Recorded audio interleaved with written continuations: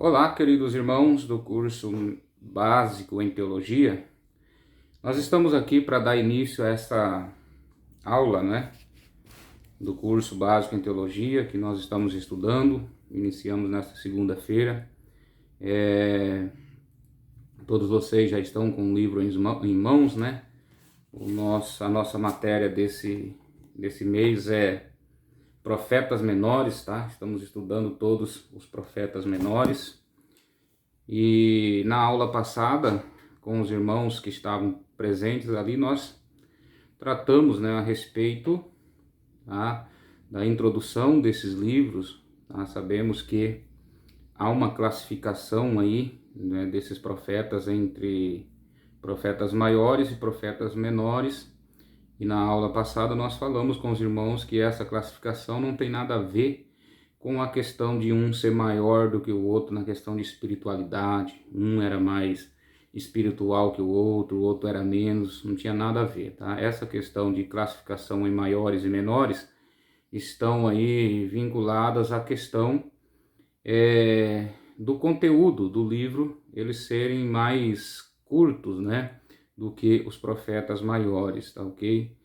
E também nós falamos sobre a questão desses homens, serem chamados específicos, com uma chamada específica, melhor dizendo, por Deus, para transmitir ao povo, de Deus as mensagens que Deus queria passar para o povo. Muitas vezes uma mensagem de exortação, outras vezes uma mensagem de juízo, de consolação e até mesmo de esperança.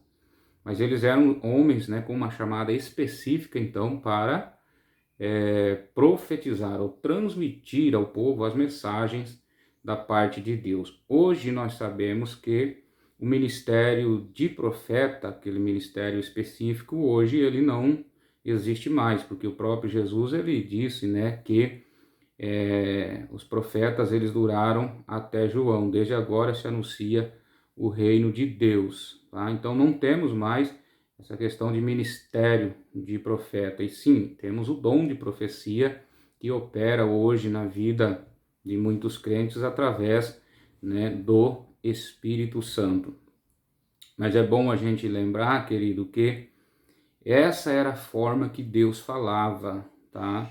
Com o seu povo no Antigo Testamento. Então ele chamava esses profetas em tempos, e diferentes um do outro, de localidade diferente um do outro, para transmitir aquilo que ele queria para o povo. Então era a forma que Deus falava com o povo através dos profetas. Hoje nós sabemos que Deus ele fala conosco de outra forma. Que jeito ou que forma que Deus fala conosco? Ele fala através da Bíblia, através da palavra. Então Deus, em um determinado tempo, ele se utilizou da palavra, ou da escrita, para poder se comunicar com o ser humano, se comunicar com o seu povo. Então ele se utilizou aí da forma escrita, e hoje nós temos toda a lei de Deus, todos os mandamentos do Senhor e tudo aquilo que nós precisávamos saber e ouvir a respeito de Deus, nós temos hoje então na forma escrita, que é a Bíblia Sagrada. Por esse motivo que muitos pregadores, muitos teólogos, muitos homens de Deus, eles vão utilizar dessa expressão que a Bíblia ela é a profecia por excelência. E é bem verdade, tá? A Bíblia ela está acima de toda profecia, tá ok, querido?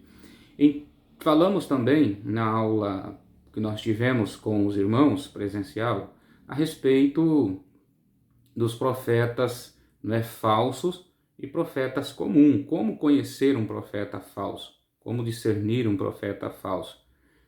Isso nós sabemos porque a própria Bíblia ela nos fala ou ela nos dá uma clareza a respeito disso. O profeta falso ele é conhecido pela sua forma, de profetizar, ou seja, a motivação que leva ele a fazer isso, o objetivo que leva a fazer isso, muitas das vezes são os objetivos, os motivos mais escusos, muitas vezes para se promoverem ou para ganhar dinheiro, para se enriquecerem, tá? E, então esses são profetas falsos, Além também de que temos uma regrinha bíblica que aquilo que o profeta profetizou e não cumpriu-se, considera-se um profeta falso, né? Deus não falou pela boca desse profeta se não houve cumprimento daquilo que ele disse, não é verdade? Nós temos hoje muitas pessoas que são usadas no dom de profecia. Só que é bom a gente destacar aqui, e eu disse para os alunos lá do curso, né, do nosso curso básico na aula presencial, eu disse para eles, nunca tome uma decisão a respeito da tua vida simplesmente baseado numa profecia de que alguém falou para você. Olha e veja se essa profecia ela é coerente às escrituras sagradas. Porque o profeta, quando ele é usado por Deus em dons de profecia, essa profecia sempre vai estar coerente com a Bíblia. Se estiver fora disso, você fique de olho, tá? Você fique de olho. Não julgue o profeta, mas julgue aí a profecia, tá ok? Porque sabemos que o profeta, mesmo quando ele está sendo usado aí com dom de profecia, ele é ser humano, ele é imperfeito, tá? Ele pode correr o risco aí de ele aumentar alguma coisa, falar alguma coisa, né? Que Deus não falou, né? Que Deus não falou, tá ok, querido? Então, precisa ficar atento com isso. Mas a gente sabe muito bem que existe homens e mulheres de Deus que estão aí, né? Que profetizam, né? E Deus tem cumprido, Deus tem falado, e são homens e mulheres, sim, dignos também que a gente honre, né? E reconheça como homens e mulheres de Deus, tá ok, querido? Então, na aula passada nós falamos, né? Sobre o profeta Oséias, né? E falamos também sobre o profeta Joel, tá? E hoje nós vamos estar falando então sobre o profeta Amós e o profeta Obadias. Eu acredito que nós vamos dividir essa aula em 2 vídeos, tá ok? Hoje eu vou falar sobre o profeta Amós. Nesse vídeo aqui eu vou falar sobre o profeta Amós e no próximo eu falo sobre o profeta Obadias. E vamos colocar esse vídeo no nosso canal no YouTube, tá? Vai ficar lá. E você pode estar depois, né, aí lendo o livro, estudando o livro e acompanhando, né, o comentário que estaremos fazendo aqui nesses vídeos. E eu tenho certeza que Deus ele vai estar enriquecendo você cada vez mais, né, no conhecimento e na graça, né, porque assim a Bíblia ela nos diz, lá Pedro nos diz, né, crescei na graça e no conhecimento do nosso Senhor e Salvador Jesus Cristo. Ok, querido? Então vamos iniciar isso, né? A nossa matéria de hoje, ou a nossa aula de hoje, tá? Falando sobre o profeta Amós. O profeta Amós. Alguém, irmãos, eles, né, alguns estudiosos, eles dizem que o profeta Amós, ele foi o mais antigo, né? Mas isso não vem ao caso aqui nós estarmos, né, tratando dessa questão aí, tá? Nós sabemos que nessa classificação de profetas menores, ele é o terceiro, né? Tem Oséias, Joel e depois Amós. Então o profeta Amós, ele foi um homem levantado por Deus, tá, para profetizar sobre o juízo divino que seria derramado devido à infidelidade do povo. Tá? Então, eu quero aqui fazer um destaque, abrir um parênteses aqui para dizer que esses profetas, querido, tanto os profetas maiores quanto os menores, a maioria deles profetizaram nesse período, né, de cativeiro do povo de Israel e de Judá. A maioria deles, tá? Então aqui também Amós ele vai profetizar o juízo divino que seria derramado devido à infidelidade do povo. Nós vimos isso lá no profeta Oséias também. Amós é também o autor do livro do Antigo Testamento aí que leva o seu nome, tá? Ele é o próprio autor desse livro que leva o seu nome. Nesse texto nós vamos conhecer quem foi Amós na Bíblia, né? Quem foi Amós na Bíblia, tá ok? O profeta Amós, ele era de Tecoa, tá? Uma aldeia situada a aproximadamente 16 quilômetros ao sul de Jerusalém, 9 quilômetros de Belém e 20 quilômetros a oeste do Mar Morto. Nós não temos aqui um slide ou até mesmo aqui, né, um cartaz de geografia, né, para a gente mostrar para você essa localidade, mas você pode lançar mão de recursos aí, tem as Bíblias que nós temos aí, Bíblias com mapas, né? Você pode adquirir uma e está se localizando aí o local, né, aonde o profeta Amós atuou, tá ok? O nome Amós significa carregador de fardos, ok? Isso é muito importante, querido, você atentar e até mesmo anotar, tá? Porque os nomes, né, na Bíblia, eles tinham um significado muito grande. E o nome de Amós significa carregador de fardos, tá? Além do que é dito em seus escritos, nada se sabe, né, quem foi Amós. Porém, em seu livro, nós encontramos detalhes muito importantes que nos fornecem ali informações valiosíssimas, né, sobre a história desse grande profeta aí, né, que atuou como um porta-voz de Deus, né, para anunciar o juízo de Deus para o seu povo. Tá? O profeta Amós, ele viveu no século 8 a.C., ou nos meados de 800 anos antes de Cristo. Ele profetizou também durante o reinado do rei Uzias, tá? Do rei Uzias, o famoso rei que prosperou né, Israel naquela época, o famoso rei que diz a Bíblia que ele foi inventor, né, de grandes maquinários que lançavam, né, pedras gigantescas a longa distância, que era conhecidas, né, como as famosas catapultas daquela época, né?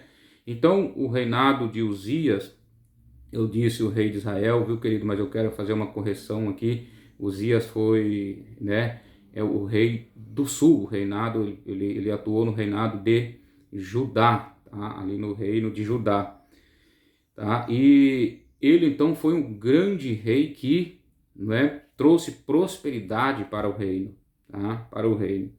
Ele profetizou também, Amós profetizou também na época do rei Jeroboão em Israel, né, que era o reino do norte. Então Uzias no reino de Judá e Jeroboão no reino do norte. Logo na introdução aí do seu livro, o profeta Amós informa, né, os seus leitores ali que as visões que ele teve da parte do Senhor ocorreram 2 anos antes do grande terremoto que aconteceu justamente nesse tempo do rei Uzias, tá? Esse terremoto está registrado aí no livro do profeta Amós, tá? Quando ele profetiza a respeito desse terremoto, tá? Que Deus falou que ia abalar as terras, né? Debaixo dos pés do reino do sul, do próprio Uzias, não é? Tá? E Zacarias também, no capítulo 14, versículo 5, ele faz menção a esse terremoto, tá? E esse terremoto ocorreu justamente durante o reinado de Uzias, e foi um evento memorável, né? E foi ali um julgamento divino da parte de Deus aí, né, para o povo, tá? O profeta Amós, ele era um homem simples, tá? Um homem de origem rural, um agricultor, podemos dizer assim. Tá? Ele foi pastor de ovelhas. Isso você vai ver no primeiro versículo ali do capítulo 1. Ele foi pastor de ovelhas. Ele foi boiadeiro. Ele foi colhedor de sicômoros, que era um tipo de figo, né, naquela época. Tá? Você vai ver isso nos outros versículos, né, que procedem aí. A sua familiaridade com o campo pode ser notada várias vezes em sua mensagem profética, como por exemplo, quando ele usa palavras, né, referindo-se a animais, tá? Então ele sempre usou essa linguagem, referindo-se a animais, referindo-se ao campo, né? Porque ele veio de lá, a sua origem era do campo, a sua origem era da agricultura, tá? Ele vai falar sobre insetos, né? Ele vai falar sobre ervas, ele vai falar sobre frutos, porque tudo isso está relacionado com a vida diária do profeta, tá?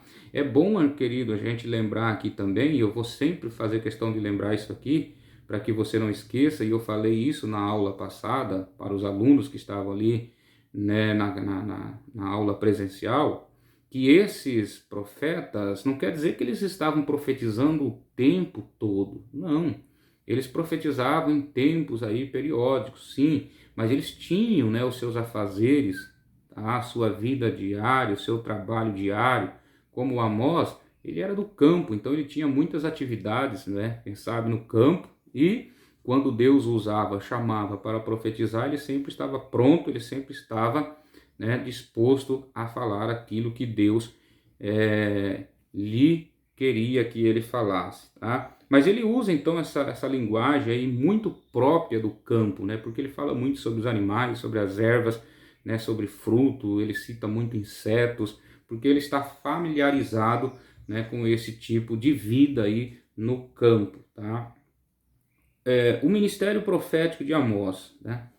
O profeta Amós, ele não havia estudado para ser profeta, nem mesmo ele foi um discípulo de profeta, ou recebeu qualquer treinamento nesse sentido, tá? Ou seja, ele não era considerado um profeta de profissão e não dependia desse ofício aí também para o seu sustento, não, tá?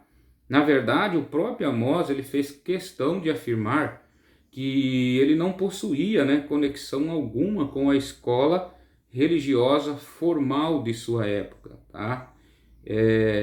Eu falei para os irmãos na aula passada sobre essa questão que nessa época existia a escola, né, de profetas que foi criada, né, que quem deu origem foi o profeta Samuel, tá? E depois Elias, né, continuou dando aí sequência a essa escola de profetas, Eliseu também, tá? E Amós, ele disse que ele não foi da escola de profetas, tá ok? E essa escola de profetas, querido, não pense que os profetas ali ensinavam esses alunos, né, a profetizarem, ou como que profetizava. Não, eles ensinavam a lei de Deus, eles ensinavam os estatutos, né, eles ensinavam os mandamentos de Deus, eles ensinavam ali tudo a lei que o Senhor havia exigido a eles, tá? Eles eram educados então na lei de Deus. E Deus, né, quando precisasse, poderia chamar ou escolher um daqueles profetas. E a gente vê, querido, que muitas vezes Deus não recorria à escola de profetas quando ele queria usar um profeta. A exemplo disso, nós vamos ver Eliseu. Eliseu, né, que estava ali justamente na época que a escola de profetas estava no seu auge, não é? Porque Elias era o profeta, o maior profeta da época ali, entendeu? Então ele era admirado por todos os alunos da escola de profetas, entendeu? E todos, quem não queria, irmãos, quem não queria ocupar o lugar de Elias, né? Mas quando Deus foi colocar um profeta no lugar de Elias, ele não escolheu da escola de profetas, ele escolheu lá do campo. A Bíblia diz que Eliseu estava arando a terra ainda na 12ª junta de boi, e Elias foi lá buscar ele para ser profeta no lugar dele. Então não quer dizer que essa escola de profetas, todos os profetas Deus pegava dali. Não, tá? Deus ele tem as suas formas de escolher quem ele quer, na hora que ele quiser, no tempo que ele quiser e como ele também querer, não é? Então, quando Amós ele foi questionado, tá, pelos sacerdotes da sua época em relação à sua origem, né, em relação à sua origem, descrevendo a si mesmo, o profeta Amós testificou assim, lá no versículo 14, no versículo 14 ele diz assim: eu não sou profeta, do capítulo 7, né? Ele diz assim: eu não sou profeta e nem discípulo de profeta, mas boiadeiro e colhedor de sicômoros, né? Mas eu acho interessante, irmãos, que ele vai dizer: mas o Senhor me tirou de após o gado, e o Senhor me disse: vai e profetiza ao meu povo.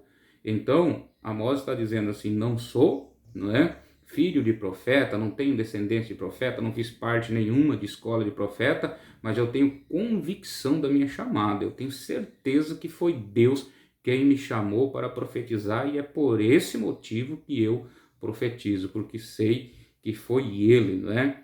Então, o chamado de Amós para o ministério lembra, né? Então aí, em alguns aspectos, a convocação de outros grandes homens de Deus aí, como nós sabemos também, Isaías, Jeremias, né? Paulo de Tarso, tá? Entendeu? Então Deus, ele convoca, né? Quem ele quer, na hora que ele quiser, né? Para essa pessoa, esse seu servo escolhido, profetizar, falar, né? Transmitir a mensagem que ele quer transmitir ao seu povo. Isso é muito lindo, né, querido? Porque Deus, eu sempre digo assim, Deus ele não segue uma regra. Olhando aqui para Amós, nós vemos isso, que Deus não segue uma regra. Deus poderia, né, escolher um dos que estavam lá, né, estudando na escola de profetas, para poder exercer essa função, mas Deus ele não segue regras, ele não foi lá, ele buscou Amós lá de trás das ovelhas, colhedor de sicômoros, como também Eliseu, né, como também Paulo de Tarso, que era um perseguidor, e tirou eles dessa situação e colocou no lugar aonde ele queria como vaso escolhido para transmitir a sua palavra. Então fica essa lição para nós, Deus não segue regras. De repente você está me ouvindo aqui e Deus já está apontando você aí, né, para exercer aí um ministério lindo, né, na sua presença. E você tem que estar pronto aí realmente para atender o chamado do Senhor. Então essa frase, querido, né, utilizada pelo profeta Amós, né, aí ele, para descrever a sua convocação, né, é muito semelhante à frase que descreve aí também a escolha do Senhor de coroar Davi como rei de Israel, né? Isso significa claramente que Deus, conforme a sua vontade, escolhia reis, escolhia profetas, quando lhe aprovasse, não é? Isso fica como uma lição para nós, então, aí nessa aula, tá ok? Deus escolheu também Davi lá de trás das ovelhas para ser príncipe do seu povo, né? Apesar aí de sua origem rural, o profeta Amós ele demonstrava conhecer.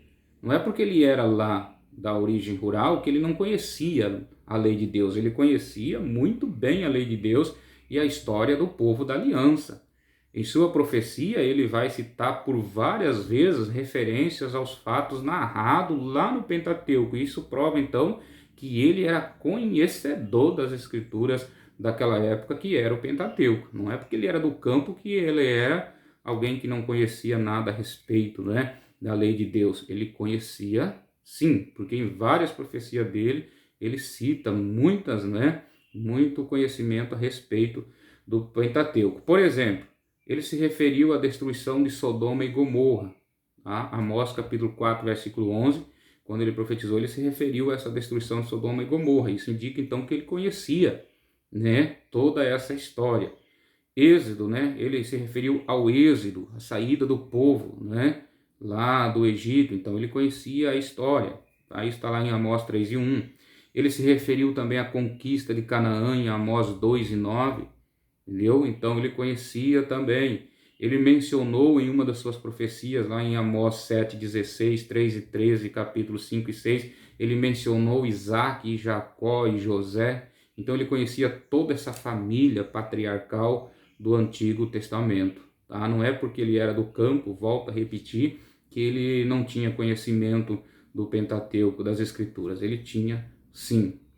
Tá? Então, sem dúvida, o fato de o profeta Amós ser natural de Judá, o reino do sul, e ter sido convocado para profetizar, principalmente a Israel, o reino do norte, né, chama a atenção, sobretudo, pela forma ousada que seu ministério aí se desenvolveu. Né? O profeta Amós ele recebia do Senhor em visão as palavras que ele deveria profetizar. Que coisa maravilhosa, né? Se nós olharmos aí no livro de Amós, tem 5 visões aí destacadas. Então ele recebia do Senhor em visão as palavras que ele deveria profetizar. Muito provavelmente Amós profetizou durante o período de paz e prosperidade que Israel experimentou no reinado de Jeroboão II. Durante pelo menos 40 anos, o Reino do Norte não sofreu aí nenhuma ameaça militar significativa. O Egito e a Babilônia estavam enfraquecidos e a Síria ela estava em pleno declínio após a morte, de Hadad-Niari III, que era ali o rei da Síria, né? Então nessa época também havia paz entre Israel e Judá, e o rei tinha restaurado as fronteiras de Israel de acordo com o que o profeta Jonas também havia profetizado lá em 2 Reis 14 e 25. Apesar de grande parte aí da mensagem profética de Amós ter sido dirigida ao reino de Israel, Amós também denunciou os pecados de Judá. Tá? Isso você vai ver no capítulo 2, versículo 4 ao 5, no capítulo 9, versículo 11. Parte importante de seu ministério profético foi cumprida em Betel, que é o centro, da idolatria e apostasia religiosa do reino de Israel. Você vai ver isso lá em 1 Reis 12, 26 ao 33. Tá? E a profecia de Amós, ela censurou a condição social, a condição moral, a condição religiosa, da nação. Então, a profecia de Amós, ela censurou aí, entendeu? A condição moral, a condição social e a condição religiosa do povo de Israel, do povo daquela época, tá? Porque eles viviam em plena idolatria. Nós falamos isso a respeito do profeta Oséias, baseado no casamento de Oséias com Gomer. Nós falamos a respeito disso na aula passada. O povo vivia numa intensa idolatria. Então o profeta Amós, ele viveu numa época em que os ricos procuravam ficar mais ricos ainda. A imoralidade ela estava num nível abominável. E a perversão religiosa era tão grande que a idolatria era considerada algo normal, enquanto que os verdadeiros fiéis a Deus eram ridicularizados por sua devoção. Então chegou um ponto, querido, que a idolatria no meio do povo de Israel era considerado algo normal, e aquele que queria ser fiel a Deus era ridicularizado.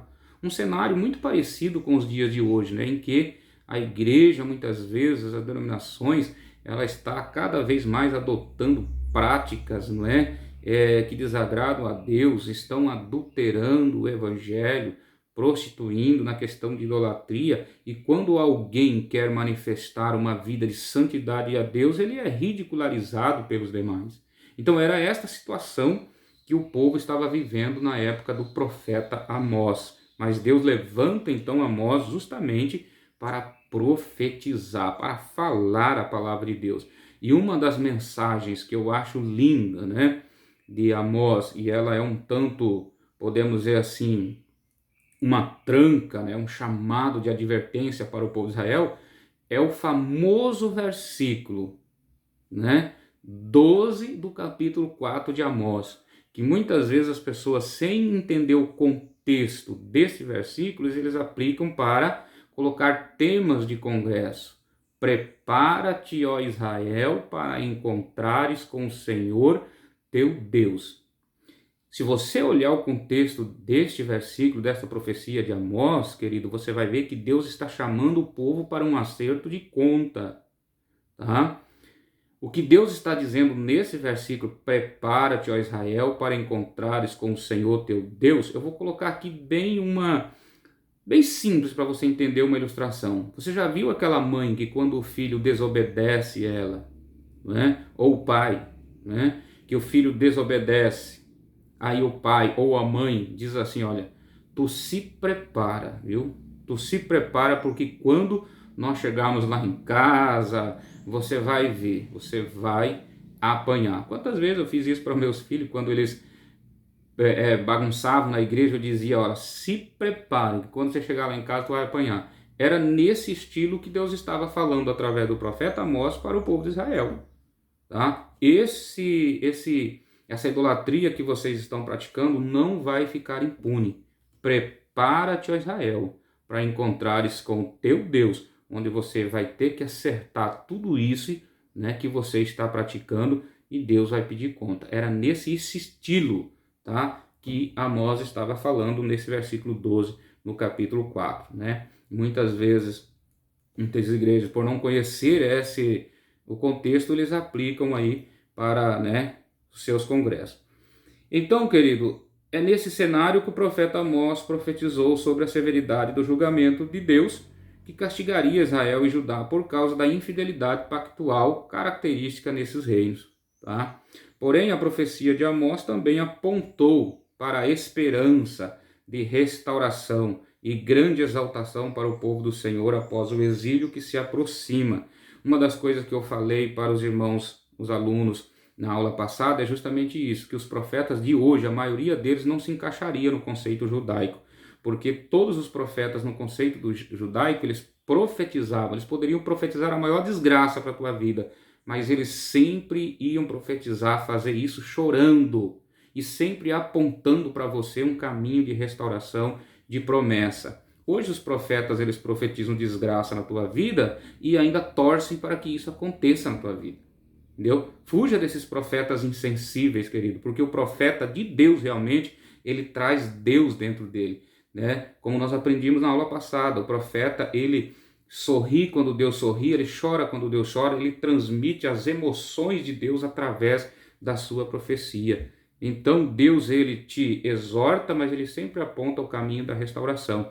Um profeta verdadeiro é esse que profetiza até mesmo tragédia na tua vida, mas ele apronta o caminho do arrependimento, da restauração e das promessas de Deus para a tua vida. E Amós fez isso aqui, porque ele encerra o seu livro apontando aí as promessas de Deus depois do cativeiro, tá? No cativeiro do povo ali, né, quando eles retornavam do cativeiro. Ele profetizou promessas de bênção para a vida do povo. E assim ele encerrou o seu livro e assim nós encerramos também a nossa aula hoje, tá? O próximo vídeo, querido, será então a respeito do profeta Obadias, tá? Que Deus abençoe você. Espero que você estude, né, o livro e também assista esse vídeo para que você enriqueça o teu conhecimento em nome de Jesus. Até a próxima aula, se Deus nos permitir.